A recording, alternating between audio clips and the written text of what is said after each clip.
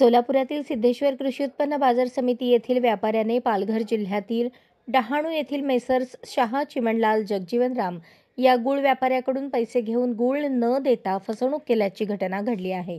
याबाबत सोलापूरच्या व्यापाऱ्याविरोधात पालघर डहाणू पोलीस ठाण्यात तक्रार देण्यात आली आहे। धर्मेश दिलीप शाह राहणार डहाणू जिल्हा पालघर यांनी सोलापूर येथील व्यापारी पुष्कर पुण्य ट्रेडिंग कंपनीचे प्रदीप महावीर जैन याच्या विरोधात पालघर येथील डहाणू पोलीस ठाण्यात तक्रार दिली। 6,63,000 रुपये अनामत रक्कम घेऊन 25 टन गूळ देतो म्हणून माल न देता टाळाटाळ करत फसवणूक केली आहे। ही घटना 1 फेब्रुवारी रोजी new Saibaba transport company Latur येथे घडली। धर्मेश शाह यांचा शाह चिमणलाल जगजीवनदास कंपनीच्या होलसेल गुळाचा व्यवसाय आहे। ते महाराष्ट्रातील विविध जिल्ह्यातील व्यापारी तसेच कारखान्यातून गूळ खरेदी करतात आणि इतर व्यापाऱ्यांना होलसेल दराने विकतात। सोलापूरच्या प्रदीप जैन या आरोपीकडून अनेक वेळा गूळ खरेदी केला, त्यामुळेच नेहमीप्रमाणे गुळाची ऑर्डर दिली।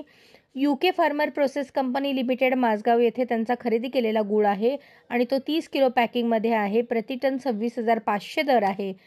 उद्या ट्रक पाठवा, 834 कट्टे म्हणजेच 25 टन गूळ त्या भावात दिला जाईल असे सांगितले। मला समोर पेमेंट करावयाचे आहे म्हणून ऑनलाईन पैसे माझ्या खात्यावर RTGS करा असे सांगितले। त्याप्रमाणे आरोपीच्या शब्दावर विश्वास ठेवत सोलापूरच्या कोटक महिंद्रा बँकेच्या खात्यात 6,63,020 रुपये ऑनलाईन ट्रान्सफर केले।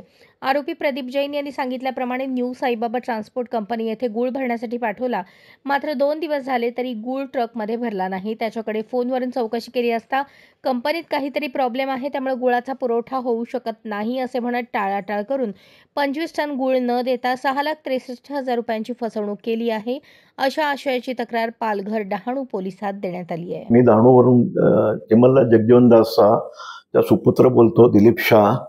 31/1/2025 रोजी पुष्कर पुण्य trading company Solapur proprietor Pradeep Mahavir Jain यांनी माझ्याबरोबर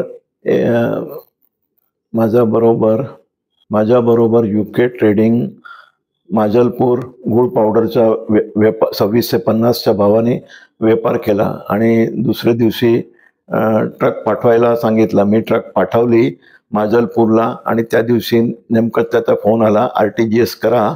तर मी 6,63,020 रुपयाचा पेमेंट त्यांना केला। 3 दिवस गाडी उभी राहिली, माल भरून दिला नाही आणि गाडी रिटर्न आली। त्याचे 6,500 रुपये खोटीचे आणि डिझेलचे पैसे मी दिला ट्रान्सपोर्टरला। बँकेमार्फत पैसे दिले 6,500 आणि मी 1 महिनाहून अधिक झाला तर मी डहाणू पोलीस स्टेशनमध्ये त्याच्या विरुद्ध तक्रार केलेली आहे। माझी फसवणूक केली त्याने। अशाच नवनवीन अपडेटसाठी जनता राज्य न्यूज चॅनलला सबस्क्राईब करा, लाईक करा आणि शेअर करायला विसरू नका।